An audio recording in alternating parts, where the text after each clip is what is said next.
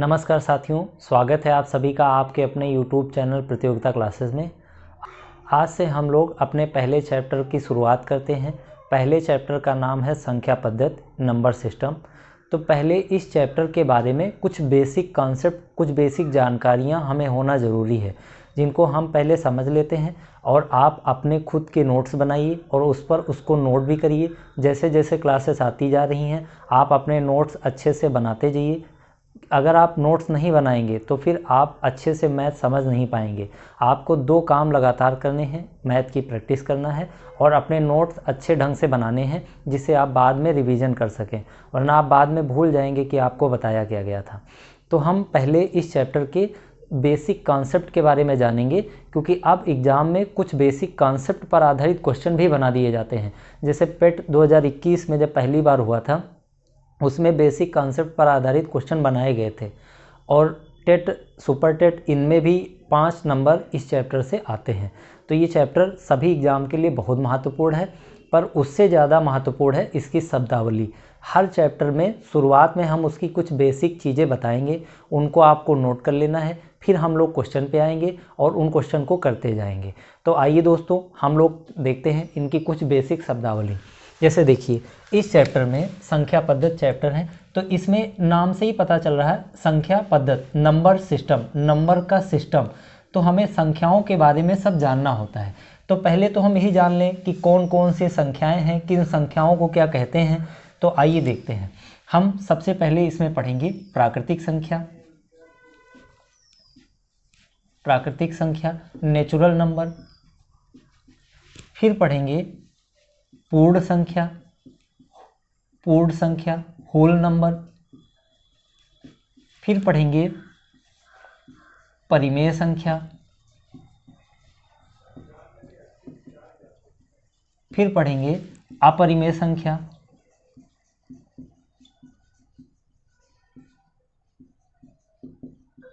फिर पढ़ेंगे सम संख्या।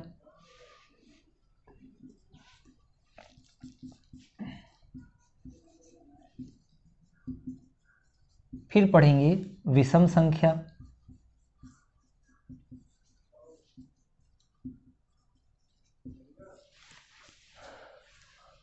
और फिर इसके बाद हम लोग पढ़ लेंगे भाज्य संख्या। फिर पढ़ेंगे अभाज्य संख्या। फिर पढ़ेंगे वास्तविक संख्या। फिर पढ़ेंगे काल्पनिक संख्या।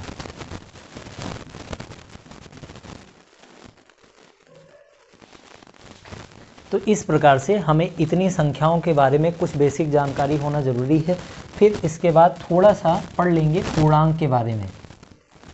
पूर्णांक, तो पूर्णांक हमेशा दो प्रकार के पढ़ेंगे, एक धनात्मक पूर्णांक और एक ऋणात्मक पूर्णांक। आइए एक बार फिर से रिवीजन कर लेते हैं। हम सबसे पहले पढ़ रहे हैं प्राकृतिक संख्या, पूर्ण संख्या, परिमेय संख्या, अपरिमेय संख्या, सम संख्या, विषम संख्या, भाज्य संख्या, अभाज्य संख्या, वास्तविक संख्या, काल्पनिक संख्या और पूर्णांक। पूर्णांक दो प्रकार के होंगे, एक धनात्मक पूर्णांक, ऋणात्मक पूर्णांक। अब एक एक करके इनको अच्छे से समझ लेते हैं कि किन संख्याओं को क्या बोला जाता है। तो देखो, ये प्राकृतिक संख्याएं जो हैं, तो हमें ध्यान रखना है कि 1 से लेकर अनंत तक की संख्याओं को प्राकृतिक संख्या आपकी किताब में लिखा गया है। लेकिन हमें ध्यान ये रखना है कि इसमें जीरो ऐड नहीं होता है, पर हमारी किताब में 1 से अनंत तक की संख्याओं को प्राकृतिक संख्याएं बोला गया है। और पूर्ण संख्या तब आ जाती है जब वो जीरो जो अपूर्ण था, जीरो यहाँ नहीं था, वो भी इसमें शामिल हो जाए। यानी 0 से अनंत तक होगा तो उसे हम पूर्ण कहेंगे, 1 से अनंत होगा तो उसे प्राकृतिक संख्या कहेंगे। अब परिमेय संख्या क्या है?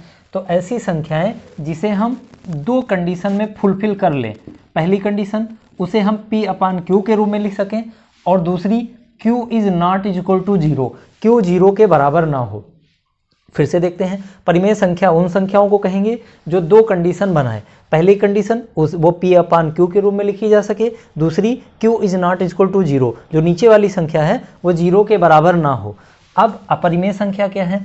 तो देखिए अपरिमेय संख्या जो परिमेय नहीं है वो रियल में अपरिमेय, लेकिन इनको आप ऐसे नहीं समझ पाएंगे क्योंकि क्वेश्चन डायरेक्ट पूछा जाता है। आपको याद होगा हाई स्कूल में एक क्वेश्चन बहुत महत्वपूर्ण अभी भी है, पहले भी था, √3 √2 एक अपरिमेय संख्या प्रूफ करने वाला। यानी हमें वहीं से ध्यान रखना है, रूट में जो संख्या जिसका हम वर्गमूल न निकाल सकें ऐसी सारी संख्याएं अपरिमेय संख्याएं होंगी। मतलब एक ऐसी संख्या जिसका हम वर्गमूल नहीं निकाल पा रहे हैं, रूट के अंदर हो, वो अपरिमेय संख्या होगी। लेकिन अगर एक ऐसी संख्या है जिसका हम वर्गमूल निकाल पा रहे हैं, वो अपरिमेय संख्या नहीं होगी, ये परिमेय संख्या में आ जाएगी। ठीक है, तो परिमेय संख्या दो कंडीशन फुलफिल करे P/Q के रूप में और Q is not equal to 0। अपरिमेय संख्या √2 √3 √5 √7 जिसको हम रूट के बाहर ना निकाल सकें या निकालें तो पॉइंट में जवाब दे पाएं। तो देखो यहाँ से सुपर टेट में या टेट में कई बार क्वेश्चन बना है।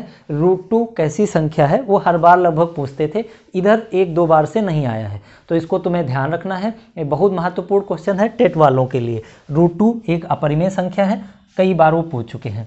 अब हम देखते हैं सम संख्याएं। तो देखिए हमको ध्यान रखना है ऐसी संख्या जिसका इकाई अंक 0 2 4 6 8 हो, ऐसी संख्या जिसका इकाई अंक 0 2 4 6 8 हो, वो संख्याएं सम संख्याएं कहलाएंगी। ऐसी सारी संख्याएं सम संख्याएं होंगी जिनका इकाई अंक 0 2 4 6 8 होगा। विषम संख्याएं कौन सी हैं?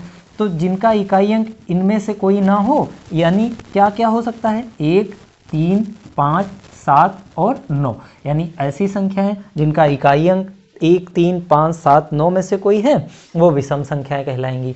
अब देख लेते हैं भाज्य और अभाज्य। तो देखिए भाज्य संख्याएं पहचानने के लिए हमको दो चीज़ें ध्यान रखना है।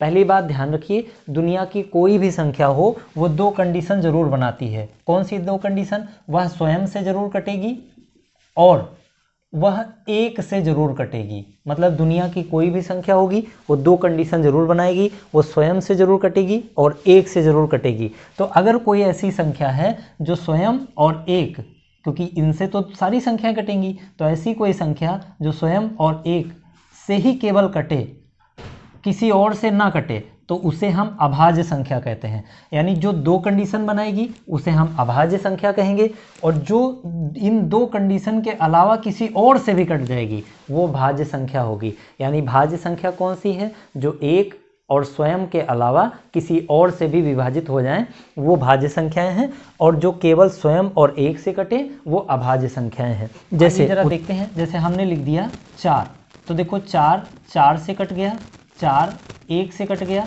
1 से तो दुनिया की कोई भी संख्या कट ही जाती है, तो 1 से तो कोई भी संख्या कटेगी और खुद से भी वो कोई भी संख्या कटेगी। लेकिन क्या 4 किसी और से कटेगा? हाँ बिल्कुल कटेगा। 4 2 से भी कट जाता है, इसका मतलब ये भाज्य संख्या में चला जाएगा, क्योंकि ये दो कंडीशन से ज़्यादा कंडीशन बना लिया।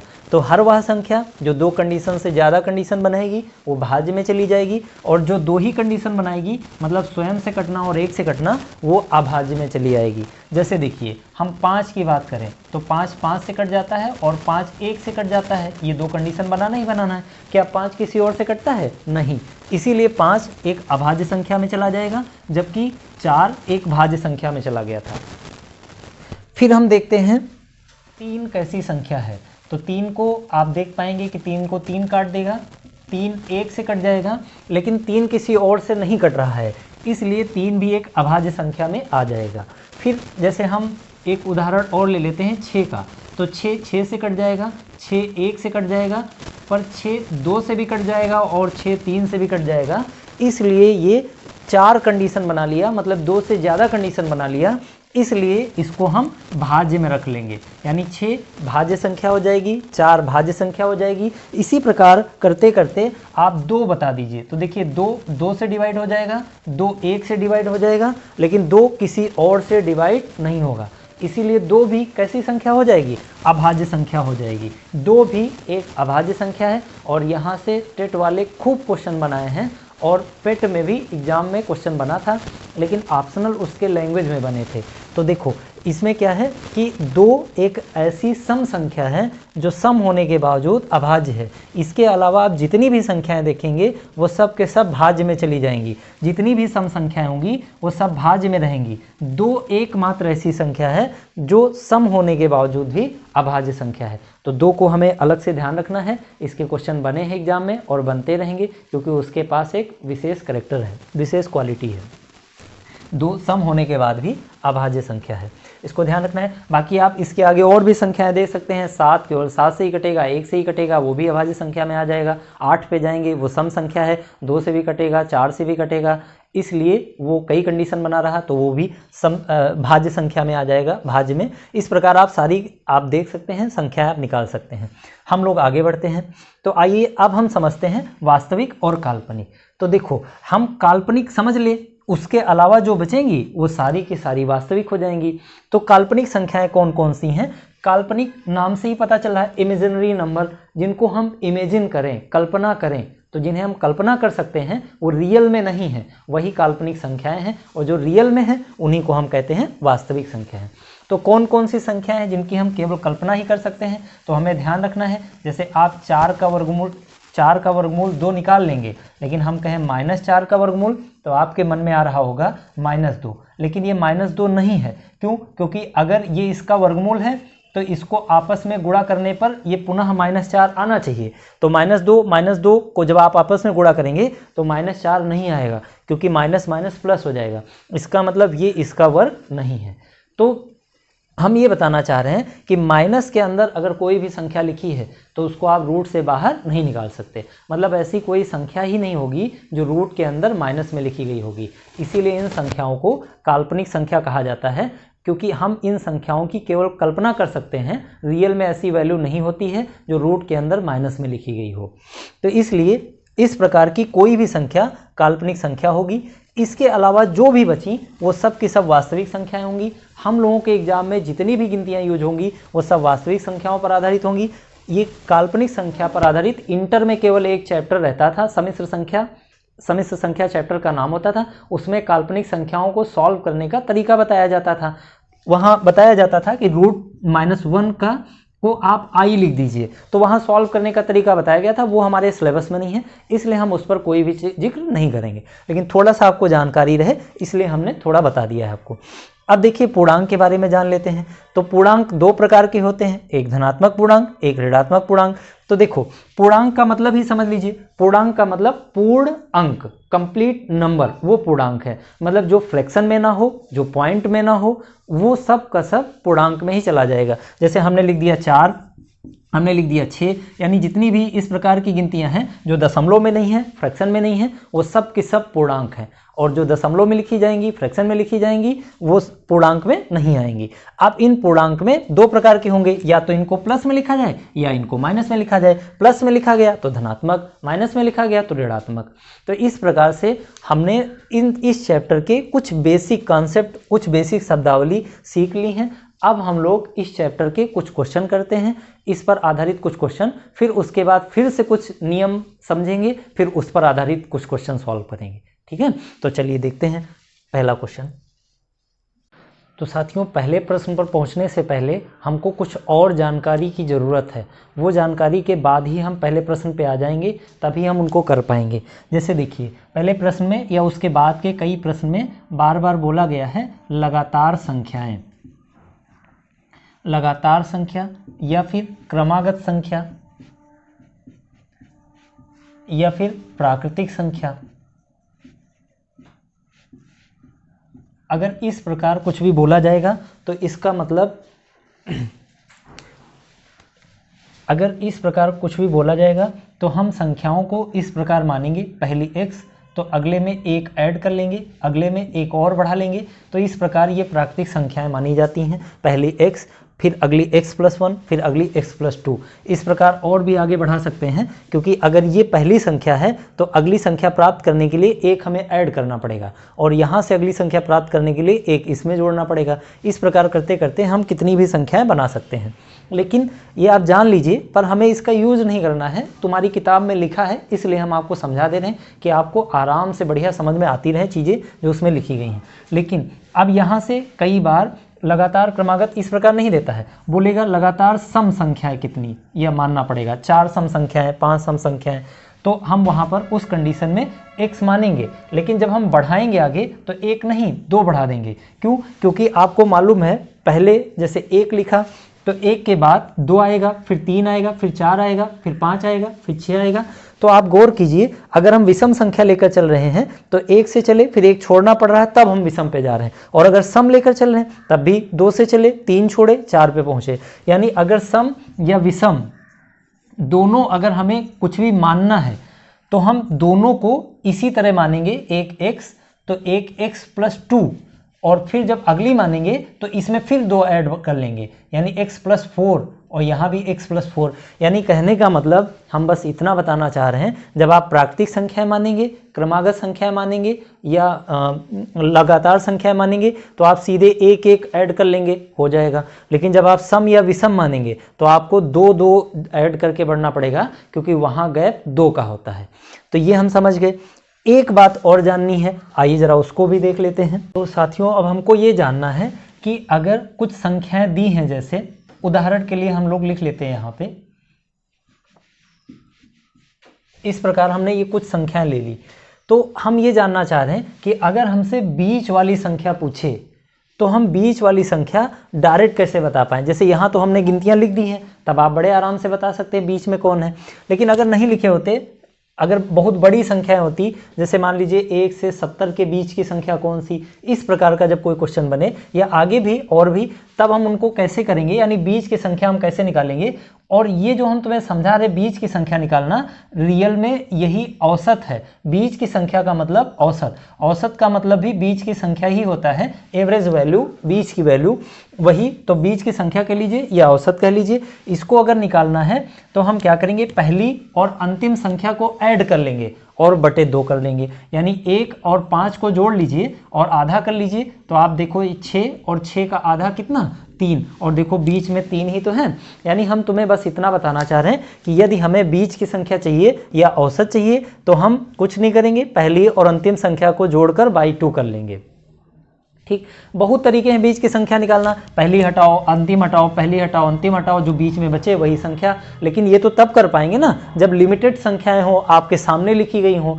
इसलिए हमने आपको बता दिया कि 1 और 5 या पहली और अंतिम संख्याएं, लेकिन कब, जब ये क्रमागत होंगी तभी ये नियम लगेगा। अगर ये क्रमागत नहीं है तो फिर नहीं लगेगा। क्रमागत हो, सम हो, विषम हो तो ये नियम लगेगा। आप पहली अंतिम जोड़कर बाई 2 कर लीजिए, यही इसका औसत है और यही इसकी बीच की संख्या है। हम ये समझने जा रहे हैं एक बात और, ये बीच वाली संख्या समझ गए। एक और, जैसे हमें इस सारी संख्याओं का योग चाहिए तो बीच की संख्या और जितनी मैक्सिमम संख्या है उससे आप गुणा करा दीजिए। तो देखिए 5 या 15, और आप इनको जोड़ करके देखिए 15 ही इसका योग आएगा। हम इसी को समझने के लिए ये पूरी बात समझा रहे थे, क्योंकि अगले प्रश्न में इसकी ज़रूरत है। एक बार फिर से देख लीजिए, अगर हमें बीच की संख्या चाहिए तो पहला अंतिम जोड़कर बाई 2 कर लेंगे, बीच की संख्या आ जाएगी। लेकिन हमको अगर पूरी संख्याओं का योग चाहिए तो हम उस कंडीशन में बीच की संख्या को जितनी संख्याएं हैं उससे गुणा करा देंगे, तो हमको कुल योग उनका प्राप्त हो जाएगा। ठीक है, तो आइए अब हम लोग अपने प्रश्न पे चलते हैं। अब हमको वो प्रश्न आसानी से समझ में आएगा। आइए दोस्तों देखते हैं, पहला प्रश्न लिखा हुआ है, यदि 5 पूर्णांकों का योग s है तो उनमें सबसे बड़ा पूर्णांक s से किस रूप में संबंधित है। तो देखो हमको मालूम है योग s है और कुल पूर्णांक 5 हैं, तो हम बीच वाली संख्या निकाल सकते हैं। कैसे? अगर हमें बीच की संख्या चाहिए, बीच की, तो योग को आप कुल संख्या से भाग करा दीजिए। तो योग दिया है s, तो s को हमने 5 से डिवाइड करा दिया, योग बटे संख्या। देखो बीच की संख्या का मतलब अभी बताया था औसत, औसत बराबर योग बटे संख्या होता है। तो योग बटे संख्या, योग दिया है s और संख्या, कुल संख्याएं हैं 5। तो ये हो गई बीच की संख्या। तो अब संख्याएं हैं कितनी, 5, तो ये हो गई बीच की, तो इसका मतलब 2 इधर होंगी और 2 इधर होंगी। तो अगर हमें अगली संख्या पे जाना है, क्योंकि इसने कहा है सबसे बड़ा जो सबसे बड़ा पूर्णांक होगा वो s से किस रूप में परिवर्तित, रूप में संबंधित होगा। तो हमें बड़े पर जाना है, तो हमने बीच की संख्या निकाल ली, तो दूसरे नंबर की बड़ी वाली संख्या क्या हो जाएगी, अभी बताया था क्रमागत आगे बढ़ाना है तो एक प्लस करते जाएंगे। तो देखो इसके बाद की जो संख्या होगी उसमें एक ऐड हो जाएगा। फिर इसके बाद अगर हमें जाना है तो s + 5, 1 पहले से ही ऐड था, एक और ऐड कर लीजिए, यानी सबसे बड़ी जो संख्या है वो s बटे 5 प्लस एक जोड़ेंगे तो 2, इस प्रकार ये बनेगी। लेकिन ये ऑप्शन नहीं है तो फिर उसको थोड़ा सॉल्व करना पड़ेगा। कैसे, s इसको सॉल्व करेंगे तो 5 दूनी 10, यानी 10 बटे 5, ये आपका फाइनल आंसर है जो कि आपका पहला ऑप्शन दिया हुआ है। इस तरह से हम इस पहले वाले प्रश्न को कर लेते हैं। अगर आपको समझ नहीं आया है आप वीडियो को थोड़ा सा बैक करिए और फिर से एक बार समझिए जो हमने उधर अभी बेसिक कॉन्सेप्ट बताया है और जो यहाँ समझाने का प्रयास किया है। और फिर भी नहीं समझ में आता है तो आप कमेंट बॉक्स में लिखकर भेजिए, हम फिर से आपको इसको समझाने के लिए एक अलग से वीडियो बना देंगे। आइए तो साथियों, अगले प्रश्न को समझने के लिए पहले फिर हमें कुछ बेसिक कॉन्सेप्ट समझना पड़ेगा, तब जाके उस प्रश्न को हम समझ पाएंगे। उसके लिए अगले प्रश्न को करने के लिए 3 फार्मूले हैं, वो हमको ध्यान देना पड़ेगा। हालांकि आप प्रयास करना, आगे हम उनका यूज नहीं कराएंगे, लेकिन अब वो नियम में लगेंगे, किताब में लिखे हैं तो आपको जानना जरूरी। तो देखिए उसमें 3 सूत्र लिखे गए हैं, प्राकृतिक संख्याओं का योग, प्राकृतिक संख्याओं के वर्गों का योग और प्राकृतिक संख्याओं के घनों का योग। तो ये आप छोटी क्लास में पढ़ चुके हैं, हाई स्कूल 9th में, एक बार फिर से हम उनका रिवीजन करते हैं। और पहला जो प्रश्न है वो प्राकृतिक संख्याओं का योग का फार्मूला है, प्राकृतिक संख्याओं का योग। पर इसको हम अभी समझ चुके हैं पहले। कैसे, हमने आपको बताया था कि अगर कोई भी संख्या जैसे लिखी है 1, 2, 3 ऐसे करके n संख्याएं हैं, n तक की संख्या लिखी हैं, तो कुल मिलाकर n संख्याएं होंगी। तो हमने आपको बताया था कि अगर इन संख्याओं का तुमको बीच की संख्या चाहिए, बीच की संख्या, तो आप बीच की संख्या कैसे निकालते थे, पहली और अंतिम को जोड़कर बाई 2 कर देते थे, ये हो गई बीच की संख्या। पहली और अंतिम को जोड़कर बाई 2 कर दिए, ये बीच की संख्या हो गई। अब याद करो, जब बीच की संख्या मिल जाए तो अभी शुरुआत में ही अभी हमने समझाया था कि जब बीच की संख्या मालूम हो और कुल संख्याएं मालूम हो तो उनका योग कैसे निकालते हैं। तो हमने आपको बताया था कुल संख्या से आप गुणा करा दीजिए, यही प्राकृतिक संख्याओं के योग का फार्मूला होता है n+1/2। वो और कहीं नहीं, वो इसी तरह से बना हुआ है, वो हमने आपको पहले शुरुआत में समझा दिया है कि बीच की संख्या हम कैसे निकालेंगे, पहली अंतिम जोड़कर बाई 2 कर देंगे और कुल संख्या से गुणा करा देंगे, बस वही योग हो जाएगा। अगर आप ये बात नहीं समझ पाए हैं तो आपको ये फार्मूला अगर ध्यान रखना है तो याद करना पड़ेगा, नहीं तो हम बिना फार्मूले के भी आपको अभी प्रश्न लगवाएंगे, आप बड़े आराम से लगाते चले जाएंगे। लेकिन अब आपकी किताब में दिया है तो थोड़ा बताना जरूरी है कि आया कहाँ से। जैसे ये प्राकृतिक संख्याओं का योग है, वैसे ही प्राकृतिक संख्याओं के वर्गों का भी योग होता है, प्राकृतिक संख्याओं के वर्गों का योग। अब वर्गों का योग कैसे करेंगे, उसके लिए फार्मूला होता है सिग्मा n स्क्वायर से लिखा जाता है और इसको सिग्मा n लिखा जाता है। सिग्मा का मतलब होता है समेसन, समेसन मतलब जोड़ना, तो समेसन ऑफ n नंबर्स तो सिग्मा n लिखा जाता है, और समेसन ऑफ n स्क्वायर्स मतलब n प्राकृतिक संख्याओं के वर्गों का योग, तो इसका फार्मूला होता है n+1 2n+1/6। तो ये फार्मूला है इसके वर्ग का। इसी प्रकार इसके घन का भी एक फार्मूला होता है, प्राकृतिक संख्याओं के घनों का योग। तो अगर वो हमें निकालना है सिग्मा n³ तो हमें कुछ नहीं करना होता है, इसी फार्मूले को लाकर यहाँ वर्ग कर दिया जाता है। तो n+1 को n+1/2 को आप वर्ग कर दीजिए, स्क्वायर करा दीजिए। तो देखो n का स्क्वायर करोगे, ऐसे ही लिखा रहने देना, तुम्हारी किताब में अलग से लिखा हुआ है n² और इसका स्क्वायर, उसकी कोई ज़रूरत नहीं है, आपको फर्जी एक अतिरिक्त याद करना पड़ेगा। हम इसी प्रकार याद रखेंगे, उसी को लाकर हम वर्क कर देंगे। तो देखो जब हम इसका देखो फार्मूला समझ गए, इसका भी समझ गए, इसका भी समझ गए, अब हम लोग पहले प्रश्न पे आते हैं, उसको पहले फार्मूले से समझाते हैं, फिर धीरे धीरे करके हम आपको अभी बिना फार्मूले से भी समझाते हैं। और ये हमारा वादा है, आप बिना फार्मूले से बड़े आराम से कर लेंगे, इसकी ज़रूरत नहीं है, पर ये बताना ज़रूरी था। हो सकता है कि कोई आपसे पूछ ले कि इसका फार्मूला क्या होता है और आप नहीं बता पाएँ तो बेइज्जती हमारी होगी, ठीक, इसलिए हमने बताना इसे उचित समझा। आप नोट कर लीजिए, अपने नोट्स में इसे ज़रूर मेंशन कीजिएगा। हम लोग आते हैं अगले प्रश्न पे। तो आइए दोस्तों देखते हैं अगला प्रश्न। प्रश्न दिया हुआ है 1 + 3 + 5 + 7 डैश डैश डैश करके ऐसे ही 15 पदों का योग निकालना है।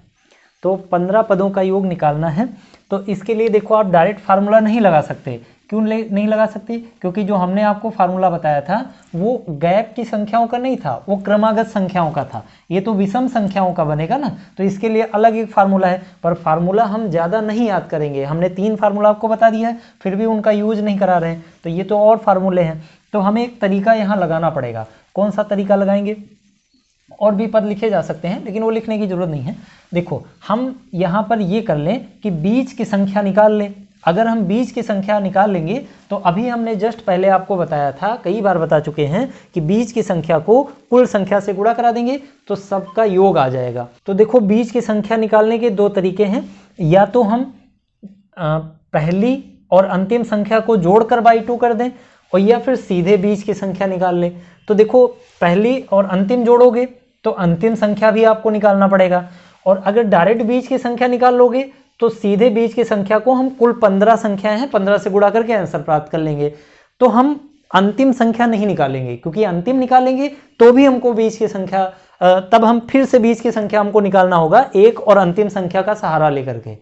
ठीक, तो हमें निकालना बीज की संख्या ही है, तो क्यों ना हम डायरेक्ट ही बीज की संख्या निकालें। अब वो कैसे निकलेगी? देखो कुल 15 पद हैं, तो जाहिर सी बात है कि एक बीच में संख्या होगी और 7 इधर होंगे 7 इधर होंगे, तभी तो बीच की संख्या निकलेगी। यानी 7 इधर पद 7 इधर पद और बीच में एक पद होगा, तो 7 पद छोड़कर 8वें पद तो बीच में पड़ेगा। 7 पद इधर छूट गए 7 पद इधर छूट गए, और जो बीच में बनेगा वो 15वां पद होगा। 7 7 14 और 1 15, तो बीच वाली संख्या जो होगी वो 8वें नंबर पे आएगी। तो हमें 8वां पद निकालना है। तो देखिए उसके लिए ये दूसरा पद है, तो यहाँ पर 3 कैसे आया? दूसरा पद था, इसका 2 गुना करके 1 माइनस करा दीजिए, तो दूसरा पद है इसीलिए 2 ले लिया, और उसका 2 गुना करना है तो 2 गुना करेंगे तो 4 और 1 माइनस कर देंगे 3। जैसे ये कैसे आया? तो इसको निकालना है, तो ये तीसरा पद है, तो इसका 2 गुना कर दीजिए 1 माइनस करा दीजिए, तो 3 दूनी 6 और 6 से 1 माइनस किए 5। तो जैसे ये चौथा पद निकालना है, तो ये चौथा पद है, तो इसका 2 गुना करके 1 माइनस करा लीजिए, तो 4 दूनी 8 और 1 माइनस 7 हो गया। तो इस प्रकार करते करते हमको 8वां पद चाहिए, तो 8वें का 2 गुना करा दीजिए और 1 माइनस करा दीजिए, तो 8 दूनी 16 और 16 से 1 घटा देंगे तो कितना आएगा? 15। यानी जो बीच वाला पद होगा वो 15 होगा।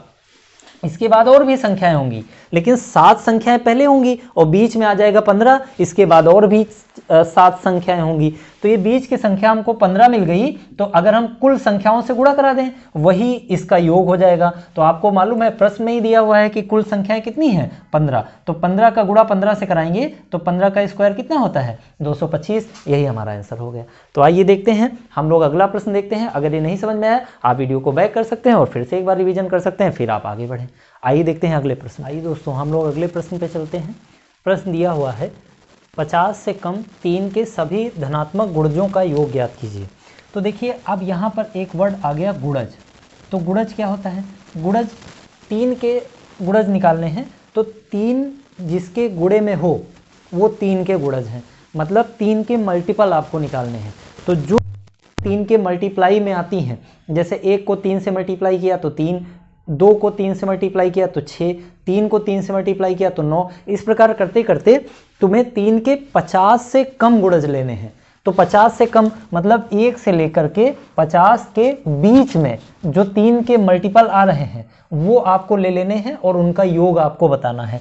तो देखो 1 तो 3 से कटेगा नहीं, 2 भी नहीं कटेगा, तो पहला गुणज कौन सा मिलेगा? 3। अब अंतिम गुणज देख लीजिए, क्योंकि हमने आपको बताया कि हम अगर कुल योग चाहिए तो बीच की संख्या निकाल लें और कुल से गुणा करा दें तो हम उस पूरी संख्या का योग निकाल सकते हैं। तो हमें वही काम करना है, हमें बीच की संख्या निकालना है। अब बीच की संख्या कैसे निकाल पाएंगे? पहला अंतिम जोड़कर बाई 2 कर देंगे, बीच की संख्या आ जाएगी। जैसे ही बीच की आएगी हम कुल संख्या से गुणा करा देंगे, वही हमारा आंसर हो जाएगा। तो आइए जरा देखते हैं।